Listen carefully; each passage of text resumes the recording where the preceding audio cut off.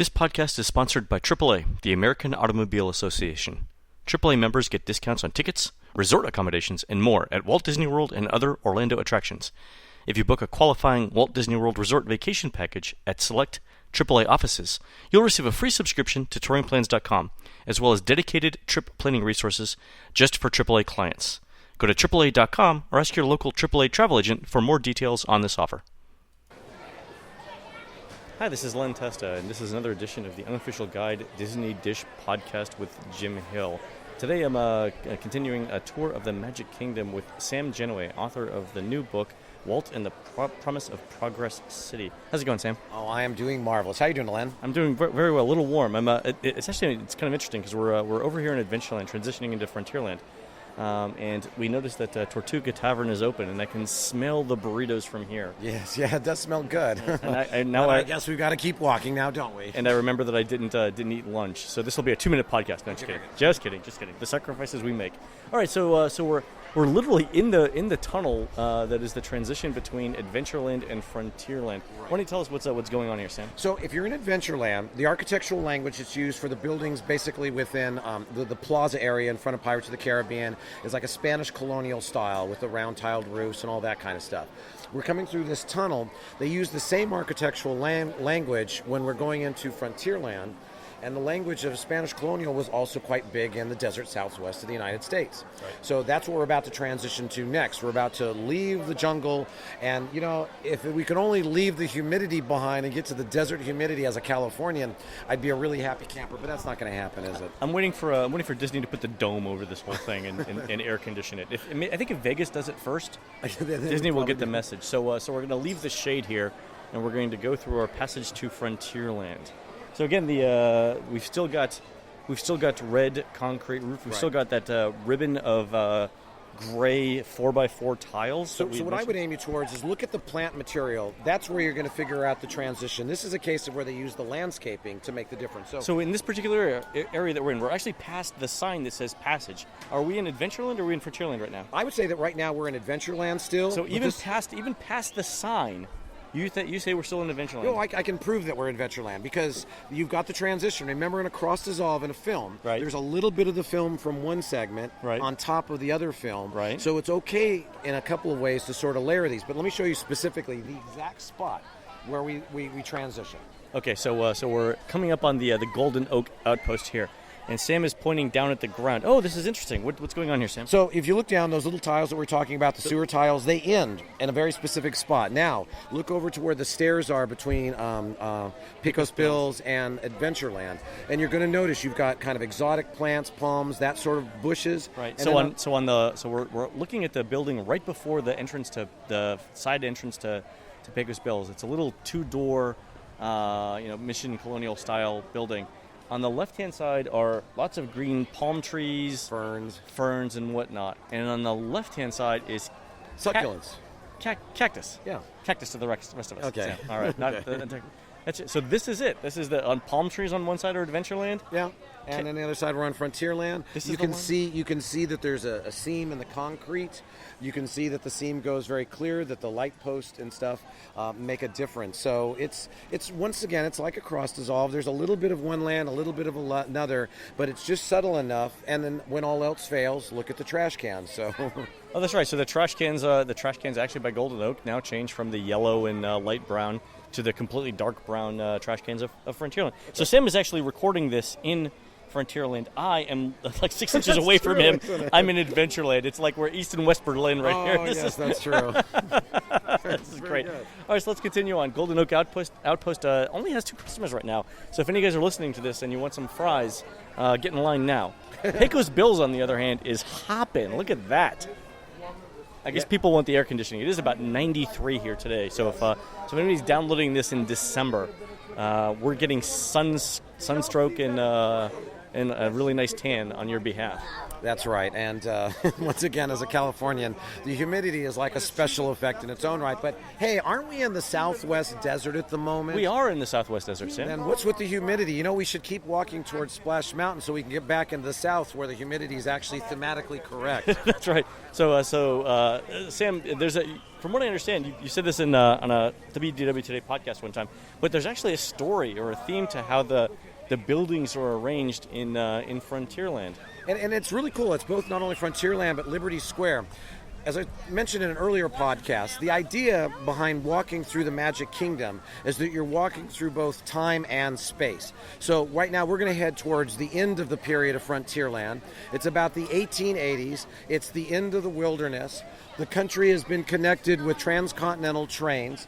The miners who are in Big Thunder Mountain Railroad have sort of upset the native Indian gods, and the native Indian gods are taking hell on your train there. And it's in 1880. If you got on the train at the train station, right, and you went all the way around to the Main Street station, you would be in 1890. You would be able to continue the time trip. 10 years and 10 minutes. That's right. That's fantastic. So so Big Thunder then represents 1880. 1880 or so. It's kind of the closing of the frontier. We now have a train that connects both of the coast, and that's the end of this time story. As we continue along through Frontierland, right, there's kind of an interruption, and the interruption is Splash Mountain. For all practical purposes, Splash Mountain's in the wrong place. This was going to be a ride, the Western River Expedition, which I'm sure you'll probably get to on a future podcast with Jim Hill, where you see Big Thunder Mountain Railroad, right, and you see Splash Mountain. The original plan for the Magic Kingdom was one giant show building that was the size of both of these attractions. Wow, that's a lot of area. It was going to be a huge building that would have looked like a Western Mesa. It was so big it was going to hide a show that was Mark Davis's sort of Pirates of the Caribbean 2.0. And because the building was going to be so massive, there were going to be trails, right, on the top of it that you could walk on, and they were going to put a runaway mine train on the top of it to sort of camouflage it. Wow. Unfortunately, because they installed Pirates of the Caribbean here, they never went forward with the project. But the idea of the runaway mine train was such a successful idea, they installed it, and they've had it, and it's in every park right now, isn't it? Yeah, it's in Paris as well. I don't know if it's in the Asian parks. I just don't remember right now. So Splash is... So if Big Thunder is sort of the end of the wilderness, Splash is antebellum South, right? Right, so it's like more like 1860 or just after the Civil War, and it's in the South, and it's kind of... It's before the Civil War. Yeah, it's kind of geographically in the wrong place. It's geographically in the wrong place, and it's time-wise in the wrong place. But it does have one real positive, I believe. When you're walking down the corridor of Frontierland, it works as the weenie, where the drop is. That's right. It's a view termini. You see it. You see the people coming down the flume. You hear the screaming. You see the splash of the water cannons. So just like the other weenies, it's the beckoning hand, and it pulls you forward. So the idea that there's a story and a time transition in Frontierland, does that mean that you were supposed to walk from Fantasyland to Frontierland? Yeah, you should always start, and in almost every adventure at any of the Disney Castle parks, the adventure always starts from the hub. That's always point A. So realistically, to do the whole time travel thing correctly here, you would come in, and remember, this is the Frontierland's not attached to the hub. You have to go through Liberty Square to get there.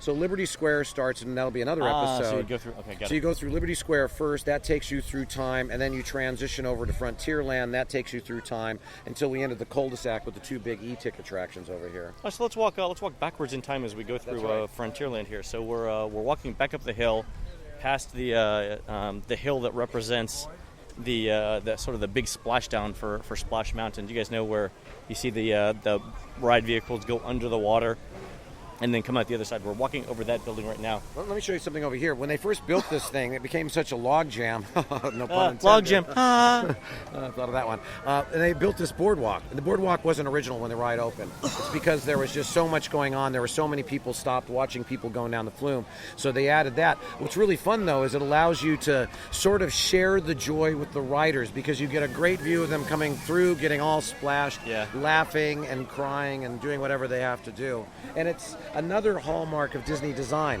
Think about it.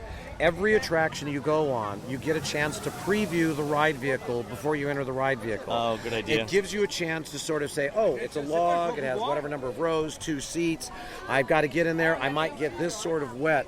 You get a little preview of the ride vehicle first. That helps to expedite the people onto the ride. Loading. And that's something that's in almost geez, I think it's in every single Disney ride that you get some sort of a pick. You get to actually see what's going on first. So yeah, so it's true for Big Thunder. You get a little bit of it when the loading queue for Haunted Mansion. You definitely get it in Small World because that's the loading area goes along. That's really nice. Now, there's something that you're not going to see in the desert Southwest. In my neck of the woods, you're not going to see very many cranes standing on a balcony. But you know what? He's standing right next to 2 small bird cages, so I don't know what that means. It's completely appropriate. Yeah. So we're walking down the red concrete side of Frontierland right now, not the wooden walkway, but. The thing that I like about Frontierland, too, is you can see, because we're a little bit elevated right now, there's just a ton of people in Frontierland, and obviously farther on into Liberty Square. But they're making use of essentially four lanes of traffic here, right? Yes. And that's another pattern from a pattern language that Christopher Alexander has, what's called parallel roads. That when you put parallel roads, so you've got 4 different experiences. You can walk on, which I'm going to try to push us towards. Because it's shaded. The shaded boardwalk.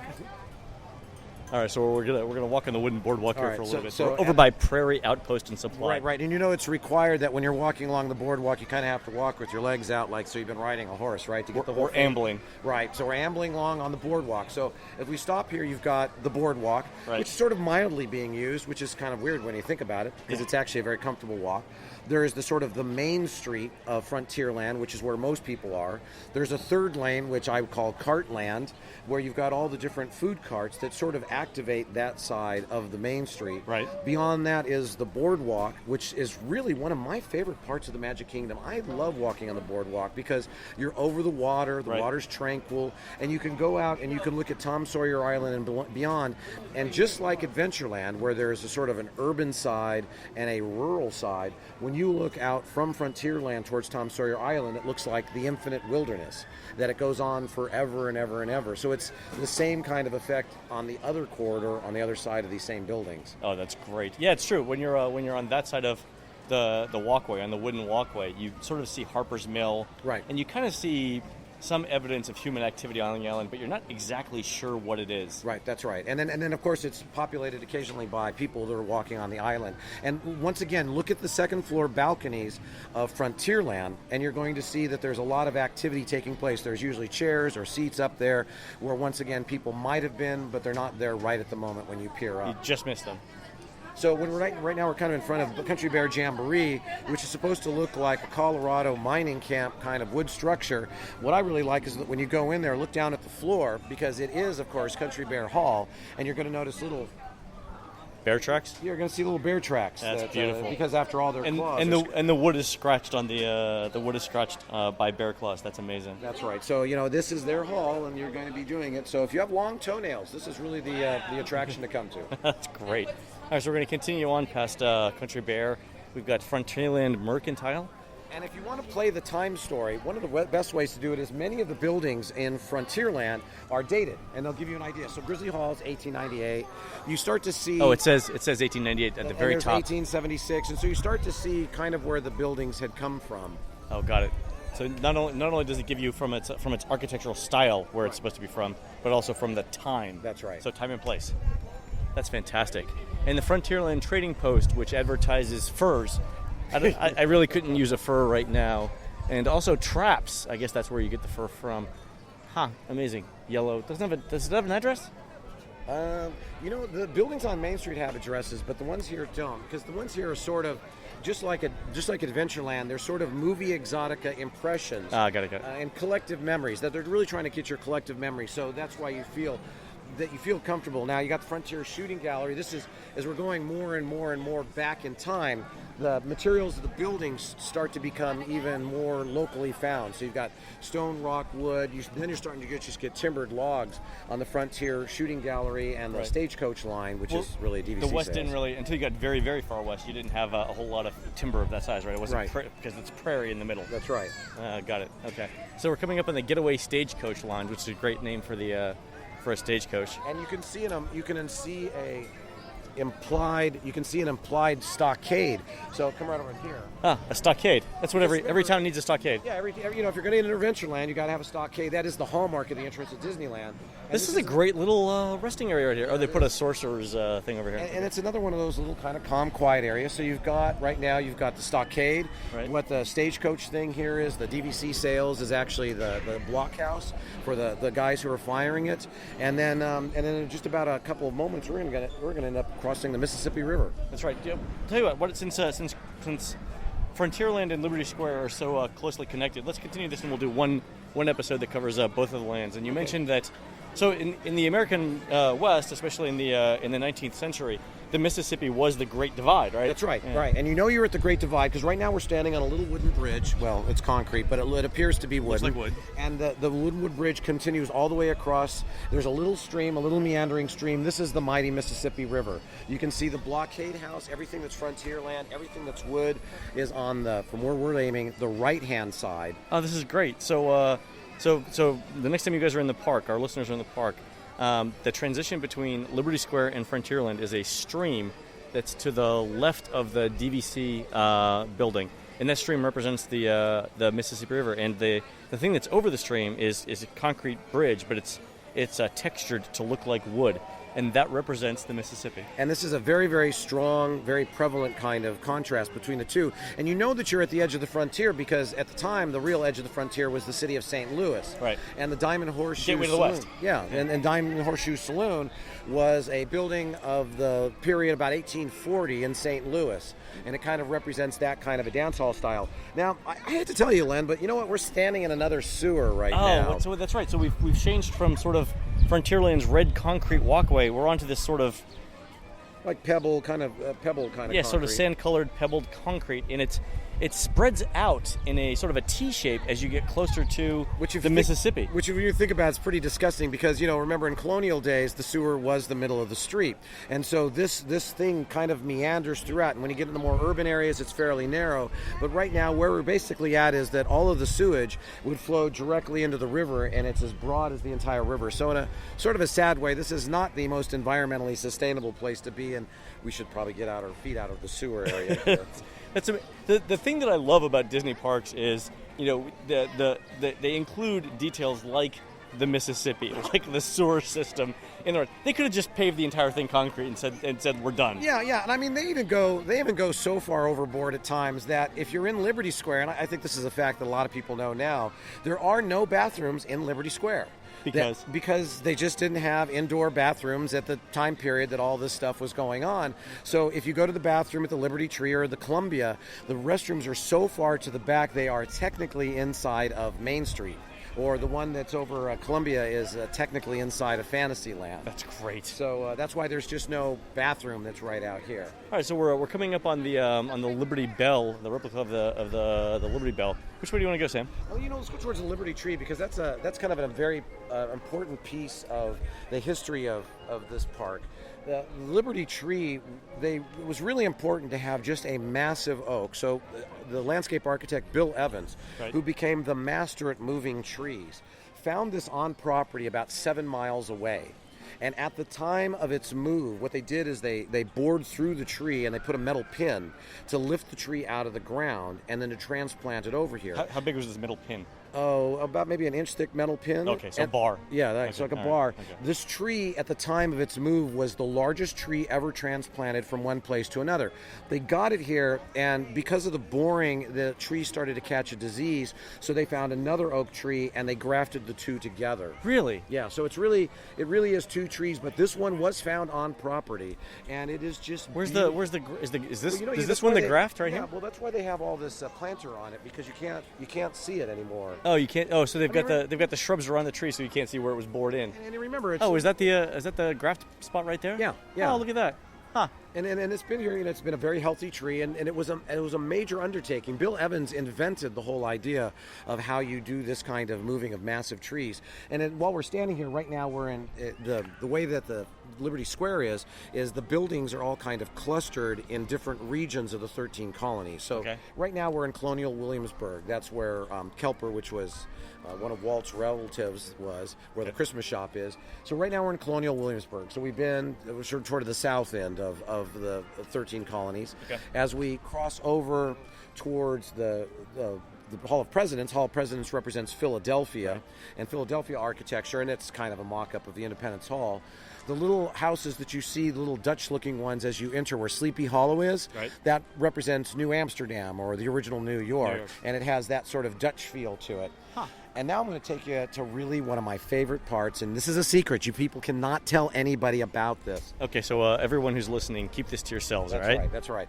To me, this is one of my favorite parts of all of the Magic Kingdom. The way I look at spaces, I try to define whether they have a higher degree of life, and if they have a higher degree of life, what they have is this thing that I call the quality without a name. That makes the hair on your back of the neck stand up, and you go, ooh, this is a neat spot. I like it. I can't describe exactly why, but I really like it. And where we've just stood on is if you go into the Hall of Presidents and you look to the right, or as you're exiting the Hall of Presidents and you go to the right, there is this little porch with 3 steps, 2 rocking chairs. You're elevated. You've got good views of people coming in and out of Liberty Square. It's relaxing. It's got a nice rocking chair. You're not really... We're rocking right now, by the way. That's right. You're not really bugged by anybody. You've got a high view. You feel safe and secure. The seats, the steps themselves are wide enough that they can act as seats themselves, so you have a larger family. This is probably a great viewing spot for the parade, but you probably have to get here 3 hours in advance because I think people are going to take it. And I got here earlier, and then they brought a marching band out, and they were performing, and you could sit here, just have yourself a drink, and just relax. Yeah, this is beautiful. So it's to the, if you're looking at the entrance of Heritage House, it's immediately to the left. It's 2 rocking chairs and a covered arched canopy porch. It's really, really nice. I mean, it's hot outside, and yet right here we're completely in the shade. It's great. And I have to thank my readers for this, because there's a space like this at Disneyland as well that's called the Wizard of Braz porch. At least that's what I've called it. There's a porch on Main Street that's next to the Silhouette shop where you can get off the hustle and bustle of Main Street.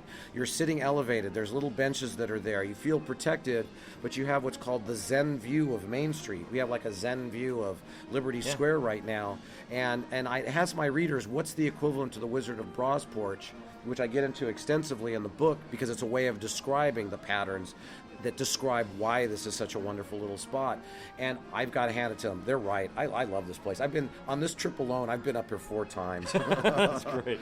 All right. Well, unfortunately, we have to keep moving, but this is a great spot. Let's go back in time, shall we? Let's go back in time. All right. So we're going to continue on our tour of Liberty Square, and we're going to go past Hall of Presidents again, which is kind of a reproduction of Independence Hall. Sort of, they use an architectural term called shrink and edit. This is another cinematic term. Shrink and edit. Shrink and edit. So you take a historic building or a real building, and you take elements out of the real building that you need to support the story that you have, and you shrink and edit those bits to tell the story. So when you look up, it really does, in a sense, look like Independence Hall, but it's not like an exact reproduction. No, Independence Hall is obviously much larger. Right, and it doesn't even have exactly the same proportions, but what it does is it implies the same thing that Independence Hall has. Yeah, you definitely got it. In 1787 sort of gives you the reference, because that's when the Constitution was ratified, right? Or written, sorry.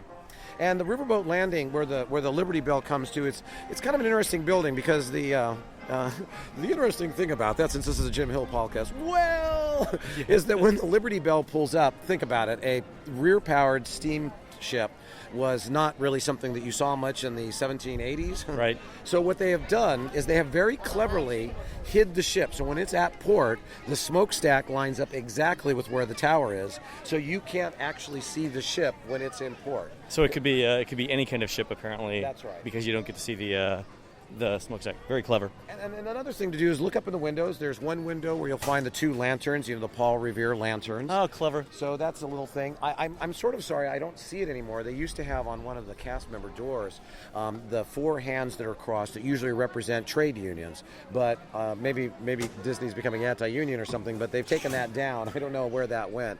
But now that we've moved beyond Philadelphia, we're continuing to move up north, and we're now into Cape Cod. And the buildings represent Cape Cod-style houses. And I'll give you another kind of really crazy little detail. That's what I love about these parks and why I can keep coming back again and again. When you're in the Columbia House and you're eating upstairs in the little land bridge that kind of overlooks, and you look at the ships that are all facing the direction of the Haunted Mansion, all of those ships were lost at sea. That's great. So it's to imply that if you're facing that direction, those ships are going away. Something's going on. And then the Haunted Mansion itself is supposed to represent the Hudson Valley. Right. At the time of Disneyland, Walt insisted that the Haunted Mansion be pure and clean like everything else.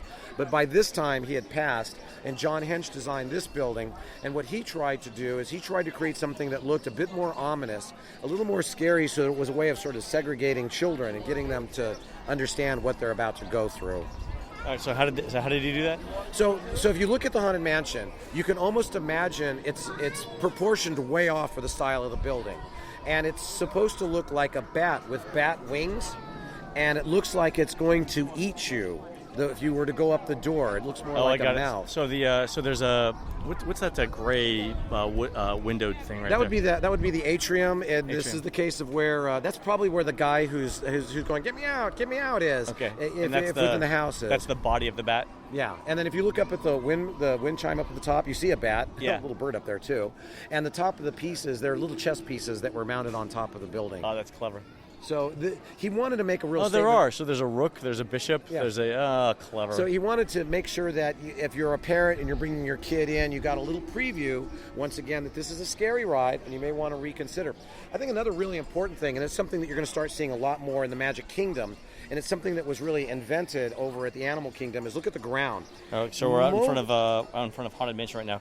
Looking down at the ground, it's definitely concrete, but it's got that mix of pebble in it that we saw over in Liberty Square, the early part, and then we've got horseshoe marks and wagon marks. It looks like horseshoe marks, wagon marks. You can see that there must have been something, whether it's a building or a well or something, that had been removed. So there's bits of stone in a circle, and unlike the Magic Kingdom is still kind of old-fashioned. That most of the stuff is like concrete blocks, basically big concrete or slurry.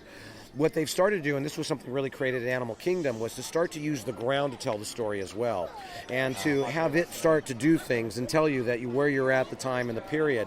And you see that quite a bit through the park. My guess is that over time they're going to start to do this everywhere within the Magic Kingdom. As they need to refurbish it, they'll do and it's beautiful. I think it looks really good here. If you ask me, it does actually. It's a nice touch. And the thing that I like about that they do here at the Magic Kingdom is it's still relatively level.